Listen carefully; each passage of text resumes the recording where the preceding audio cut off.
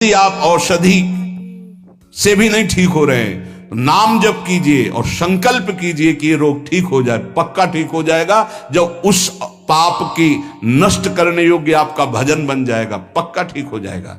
जिनके स्मरण और नाम कीर्तन से संपूर्ण मानसिक चिंताएं, शारीरिक रोग और भी व्याधियां वो सब नष्ट हो जाएंगी नाम से। मानसिक चिंताएं, कई लोग ऐसे आए कि मैं डिप्रेशन में था, जब से प्रवचन सुना राधा राधा जपा सब खत्म हो गया। बाहर से सुनकर राधा राधा खत्म हो जाएगा, अगर आपको कहीं ऐसा है इसका मतलब आप बात ही नहीं सुन रहे, नाम ही नहीं जप रहे। अरे नाचने का मन होता है। आधयो व्याधयो यस्य स्मरणान नाम कीर्तनात्, कोई भी मानसिक या शारीरिक कष्ट उसे व्यापता ही नहीं जो नाम जप कर रहा है। सच्ची मानिए, आप पकड़िए, इस बात को पकड़िए, नाम जप से सब कुछ ठीक हो जाए। एक बहुत डिप्रेशन में यहीं आए हुए थे, उनको हमने बताया सबके जूते साफ करो, यहां सबकी पादुका साफ करो, वाणी पाठ में बैठो और पाओ श्री जी की जूठन, ठीक हो जाओगे। ये कोई आशीर्वाद नहीं था, ये पाप नष्ट करने की प्रक्रिया थी। जब आप सबकी पादुका साफ करोगे तो आपके सारे पाप नष्ट हो जाएंगे। पर देहाभिमान प्रबल, पादुका हम सबकी, ये बहुत बड़ी बात है। बड़े सौभाग्यशाली जिनको ये रहस्य पता चल जाए कि सब संतों के बाथरूम साफ करने का अवसर मिले, पादुका साफ करने का अवसर मिले, जूठन फेंकने का अवसर मिले, तो अहो भाग्य, जीत गए आप इस माया पर यह बात सबकी समझ में नहीं आएगी, क्योंकि अभिमान नष्ट होता है। जिस समय आप दूसरों की पादुका साफ करेंगे उस समय आपके पाप और अभिमान दोनों का नाश हो जाएगा। पर ये बहुत कठिन बात है, बहुत कठिन बात है। सब लोग खड़े हैं और आप उनकी पादुकाएं, और कोई कठिन बात नहीं। आप गुरुद्वारा जो साहब कहते हो, वहां चाहे आप जितने बड़े पदाधिकारी हो, वहां अगर सेवक हो तो वहां पहले जोरी सेवा मिलती, पादुका की सेवा करो, और सब करते हैं। सर्वरोगोपशमनम सर्वोपद्रवनाशनम शांतिदम सर्वरिष्टानाम हरे नामानुकीर्तनम। गंगा के किनारे पूज्य हरि बाबा विचरण कर रहे थे तो 10 गांव के लोग एकत्रित होकर आए और कहा, बाबा गंगा जी जब बढ़ती तो पूरा हाहाकार मच जाता है, हमारे खेत बह जाते हैं, गांव पूरा जीना मुश्किल हो जाता है। ना कोई इस बात को समझ पा रहा है और ना हम में कोई सामर्थ्य है। बाबा कृपा करो, आपके पास तो बहुत लोग आते रहते हैं। हरि बाबा विश्व प्रसिद्ध महापुरुष थे, उड़िया बाबा सदैव साथ रहते थे। अनूप शहर,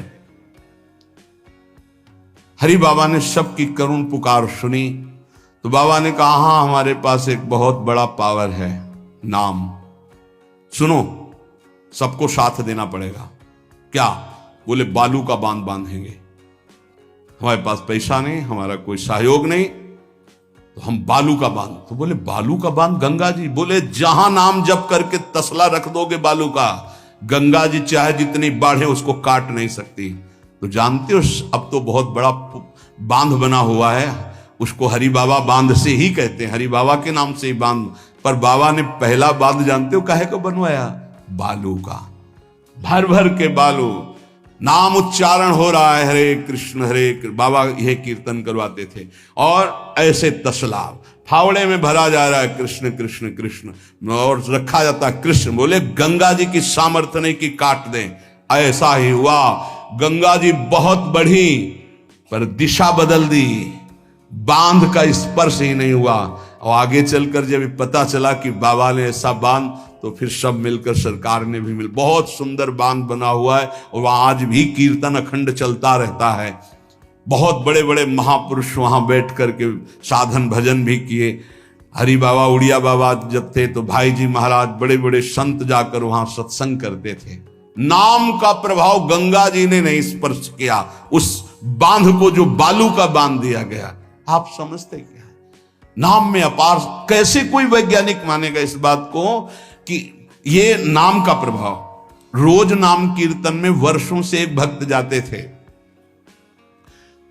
बाबा ने पूछा, देखो अगर संत किसी को पूछते हैं तो आप ये समझ लो कि आपके जन्म जन्मांतरों के सुकृत सफल हो गए कि आप उनकी स्मृति में हैं।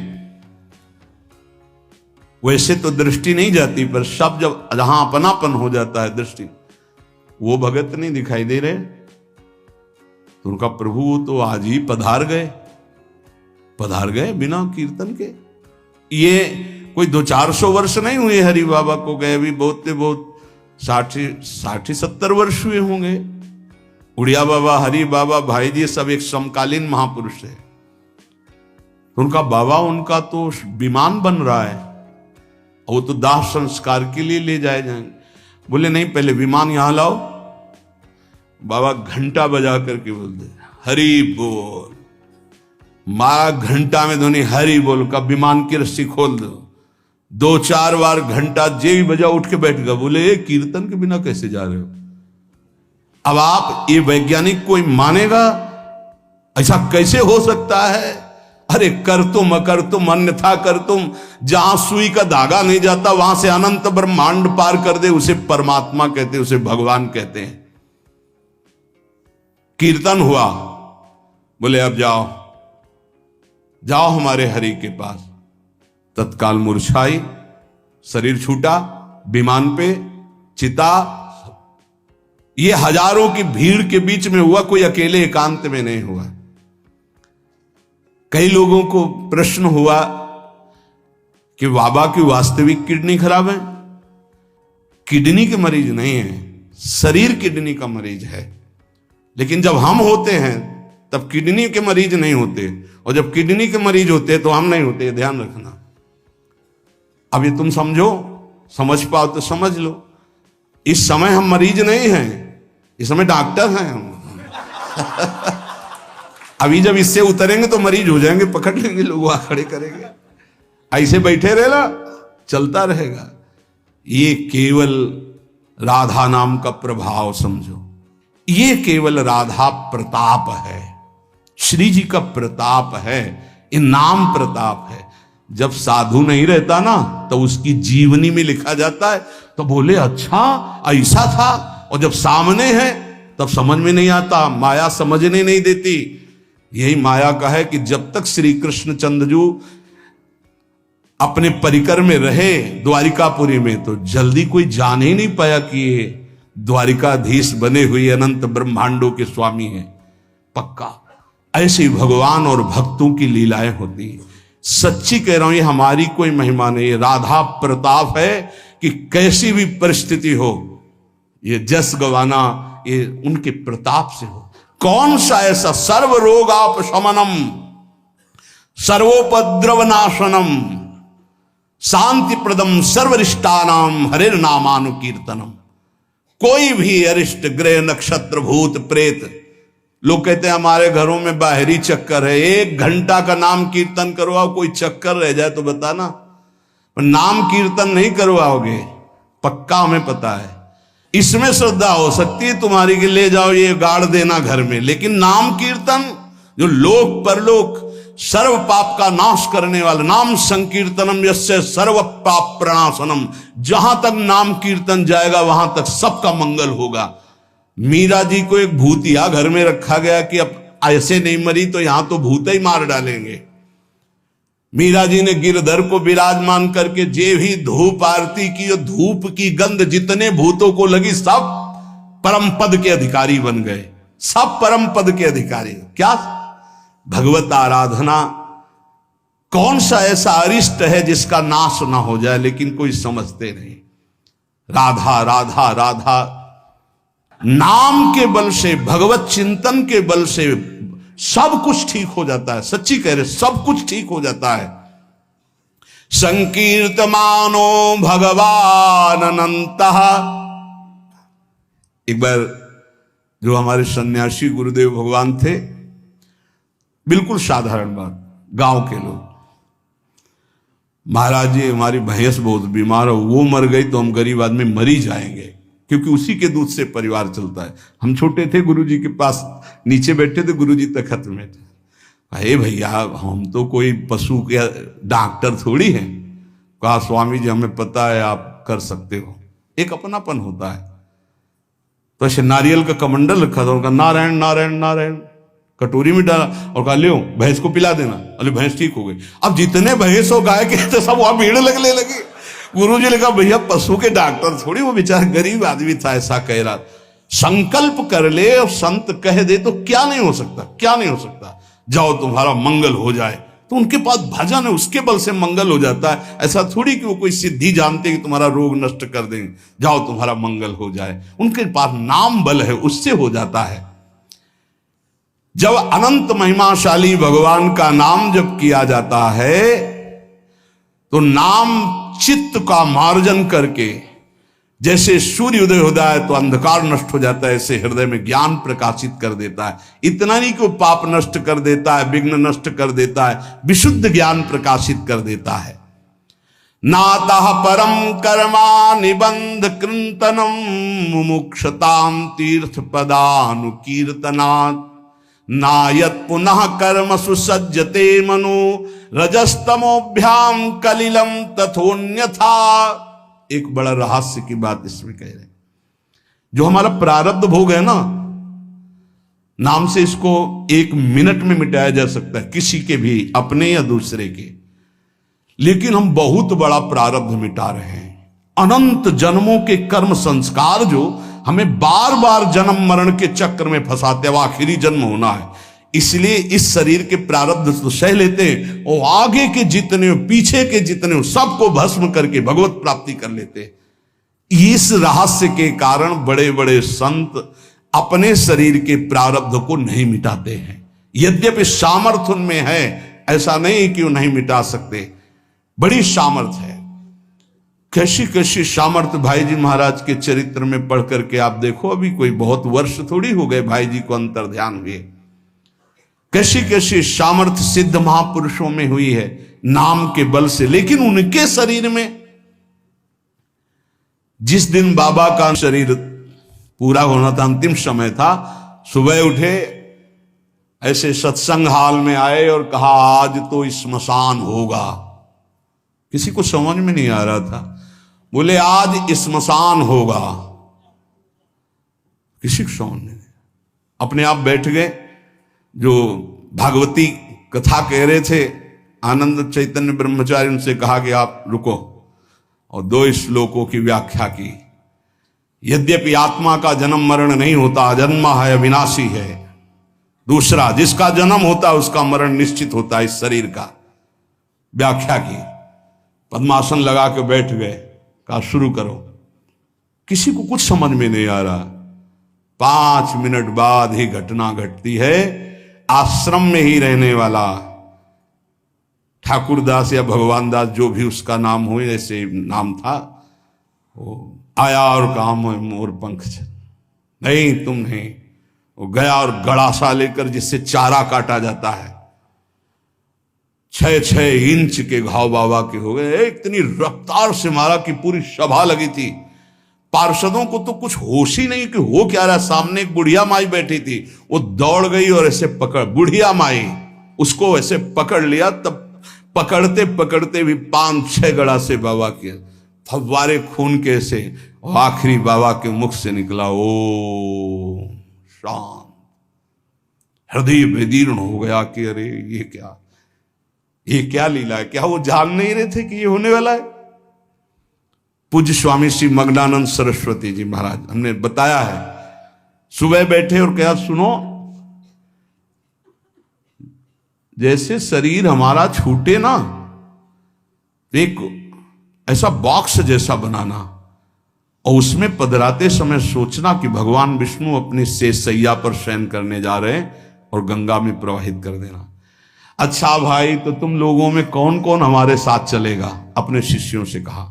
तो सबसे बड़े शिष्य शिवानंद स्वामी थे। तो उनका सरकार जहां आप हो, हम बोले नहीं, तुम नहीं, तुम विज्ञ हो, समस्त हमारा आंतरिक ज्ञान तुम्हें प्राप्त हो चुका है, तुम जन समुदाय को ज्ञान प्रदान करोगे। और कौन कौन चलेगा? तो 10 लोगों ने कहा कि आपके साथ ही हम चलेंगे। ये किसी को पता नहीं था कि आज ही घटना घटने वाली है।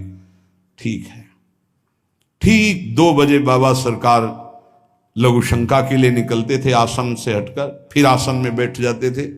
जेवी लघु शंका के निकले तो एक बावरा आदमी जो वहीं आश्रम में ही आकर के टिका था, सबको लगता था ये कुछ खतरा पैदा करेगा। वो गांजा पीता था, कुल्हाड़ रखता था साथ। बाबा सरकार रोज अपने भोग से दूध उसे पिलाते थे। जेवी लघु शंका को निकले 8-10 कुल्हाड़ ऐसे महापुरुष के जो अस्थिमात्र हो रहे शरीरा, योग के पुंज एक ही समय में कई जगह पाए गए। ऐसे सिद्ध महापुरुष मग्नानंद सरस्वती जी महाराज एक ही समय में कई जगह पाए गए। बाबा सरकार को लहू लुहान हो गया। आए उस स्थिति में सब अधकटे अंग सिद्धासन में बैठ गए। वो पीछे आया और जिन 10 लोगों ने कहा था साथ चलेंगे सबको मार के, और जिन लोगों को बाबा सरकार ने कहा था नहीं, एक भी खरोच उनके शरीर में नहीं आई और भाग गया। मानो काल ही ऐसे, उनको पता था। ऐसा नहीं कि भजनानंदी महापुरुषों को पता नहीं होता कि अब क्या होने वाला है, पर वो भगवान के रहस्य को वैसे ही रखते हैं जैसा भगवान चाहते हैं। क्या पूरे जीवन भर महान तप, परिणाम अंत में तो ये परिणाम थोड़ी है। भगवान करुणा निधान बड़ी प्रसन्न मुद्रा में पीपल के नीचे, बहेलिए ने देखा श्री चरण का तलवा तो ऐसा उसको भ्रम हुआ कि हिरण का मुख और माला तान के बाण भगवान के चरणों में। जो ही नजदीक गया देखा द्वारिकाधीश भगवान कांप गया। भगवान ने कहा मम इच्छा कह दीन दयाला। तुरंत दिव्य विमान आया और उससे कहा इसका फल है कि तुम परम पद में जाओ। और भगवान अंतर्धान हो रहे, निमित्त बनाकर वो सशरीर भगवान अंतर्ध्यान। भजन करने से इसका कोई लेना देना नहीं रहता कि शरीर को रोग है, कि शरीर कैसे छूटता है। इतने महामहिम बक्सर वाले पूज्य मामा जी महाराज, अद्भुत संत, जिनको मामा जी ही इसलिए कहा जाता था कि जानकी जी पर दृढ़ भाव था, मेरी बहन है, मेरे बहनोई राम जी हैं। शायद इनमें से किसी लोगों ने दर्शन किए, बहुत ही करुणामूर्ति। अगर कोई वैष्णव झुकता है तो लाठी रख करके प्रणाम करें। हमने काशी में और यहां वृंदावन में भी दर्शन, बड़ी सभा में सर्वश्रेष्ठ सम्मान दिया जा रहा था, और जब उनको बोलने को हुआ तो उन्होंने कहा मां अपने गोद पर बेटे को बैठा लेती तो ये कोई सम्मान बेटे का नहीं होता है, ये मां का दुलार होता है। ऐसे आप सब महापुरुषों ने ऐसी वाणी, ऐसी दैन्यता, और शरीर कैसे पूरा हुआ जानते हो। जा रहे थे भगवत कथामृत पान कराने, गाड़ी का ऐसे राधा अंतिम शब्द था जो पास थे, राधा बरसाने से दर्शन करके गए थे, राधा गए। किस हेतु से कैसे जाते हैं इसका निमित्त नहीं, कहां जाते हैं ये बात है। श्री जी के पास गए। नाम सब साधनाओं की त्रुटि को पूरी कर देता है। इसीलिए कल शाम के बहुत आर्त भाव से कह रहे थे कि 10 मिनट घर में कीर्तन कर लिया करो। आपके कमरे का वातावरण भागवती खो जाएगा यदि आप कीर्तन कर लेंगे। पर सुन लीजिए हमारी बात, माइक से कह रहे हैं तो भी नहीं सुनाई दे रहा है, नहीं सुनाई दे रहा है, इसका मतलब आप कर नहीं रहे। अगर करते हैं तो सुन रहे हैं आप। 10 मिनट आप चाहे गृहस्थ हो चाहे विरक्त हो, 10 मिनट कीर्तन कर लीजिए। आपकी कुटिया का वातावरण भागवतिक हो जाएगा, कोई आपको मानसिक विघ्न नहीं होगा। 10 मिनट कीर्तन कीजिए। अगर आप मान ले तो निर्विघ्न आपका समय जाने लगेगा। 24 घंटे में एक बार आपकी कुटिया में ताली या मंजीरा बजना चाहिए और जोर से नाम होना चाहिए, राधा राधा या राधा वल्लभ श्री हरिवंश, या जो और अन्य उपासना वाले हैं अपने उपास्य देव का नाम कीर्तन। जिस कुटिया में रोज नाम कीर्तन होता है उस कुटिया में कोई भी किसी अन्य के परमाणु हमें विक्षेप नहीं डाल सकते। ये रहस्य की बात है, पर कैसे मानोगे? तुम्हारा मन तुम्हारे ऊपर शासन किए तो हमारी बात नहीं मानोगे। यदि हमारी बात आपके ऊपर शासन कर जाए तो आज से शुरू कर दोगे। आपकी कुटिया में 10 मिनट कीर्तन की ध्वनि होनी चाहिए, होनी चाहिए। जैसे बड़े भाग्यशाली जन हैं, कई वर्ष पहले ये हुआ कि जिस कॉलोनी में रह रहे हैं उस कॉलोनी में कीर्तन होना चाहिए। आज भी कीर्तन, कितना सुख मिलता है जब आसपास ये राधा नाम का कीर्तन करते हैं तो हृदय, और 50 लोग पीछे चलते हैं नाम कीर्तन करते हुए, पूरी कॉलोनी में गूंजता है नाम कीर्तन। आप अपनी कुटिया में अपने मंगल के लिए, अपने वातावरण अनुकूलित के लिए, जो आपके दिमाग को भागवतिक बना सके, 10 मिनट नाम कीर्तन कीजिए, मान लीजिए, फिर आप परिणाम देखिए। जोर जोर से नाम कीर्तन कीजिए। नाम से समस्त त्रुटियों की पूर्ति हो जाती है। मंत्र तंत्र तच्छिद्रम देश कालार्ह वस्तुतः सर्वम करोति निश्चिद्रम नाम संकीर्तनम तव। जैसे आप मंत्र जप कर रहे हैं तो आपकी कोई त्रुटि हो गई है, कई तरह की त्रुटि हो जाती है। आप मंत्र जपते जपते कोई बोल दिए, कोई बात कर दिए, निषेध है मंत्र में, जब तक माला पूरा ना हो जाए तब तक नहीं। वैसे भी मंत्र में मान लो कोई शब्द ऐसा जो आप त्रुटि कर दिए हैं, तो जहां आप माला पूरा करें कि 11 माला हो गई, हमारा 21 माला हो गया, तो 5 मिनट नाम कीर्तन करें, तो जितनी भी त्रुटि होगी मंत्र जाप की वो पूरी हो जाएगी। ऐसे ही यज्ञ है, कुछ भी अनुष्ठान है, उस अनुष्ठान के बाद 10 मिनट नाम कीर्तन कीजिए, वो पूर्ण हो जाएगा। कोई भी त्रुटि आपके फल में बाधा नहीं पहुंचा पाएगी यदि नाम कीर्तन हो जाता है हर अनुष्ठान के बाद।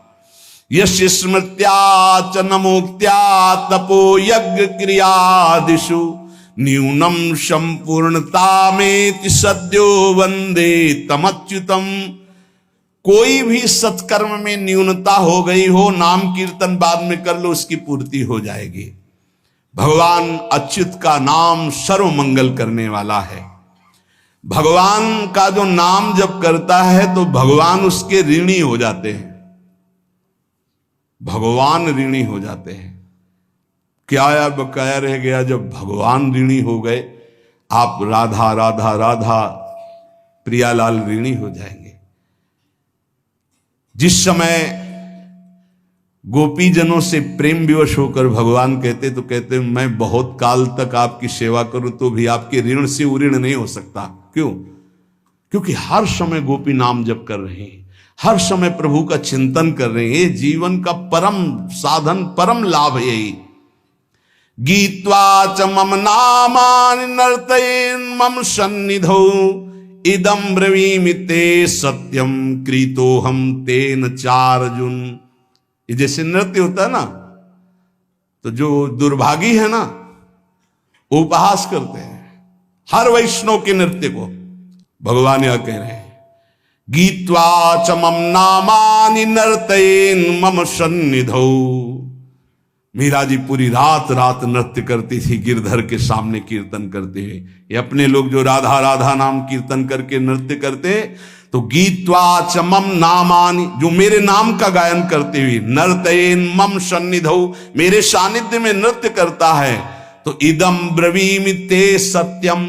वैसे भगवान के वचन सत्य होते हैं, पर यहां प्रमाणित कर रहे हैं मैं सत्य कहता हूं, कृतोहम तेन अर्जुन, मैं बिक जाता हूं उनके लिए। ये लो, भगवान को खरीदने का उपाय नाम कीर्तन करते हुए भगवान के सामने नृत्य करना। मैं उनका बिका हुआ दास हो जाता हूं।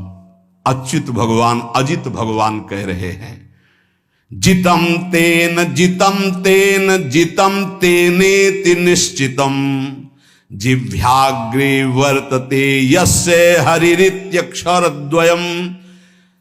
मैं उसके हाथ बिक जाता हूं, बिक जाता हूं, बिक जाता हूं, मुझे वो जीत लेता है, जीत लेता है, जीत लेता है 3 बार। किसका? बोले जिसकी जिह्वा के अग्रभाग पर मेरा नाम विराजमान रहता है। जीत गया हो, मेरे से जीत गया। माया से जीतने की क्या बात।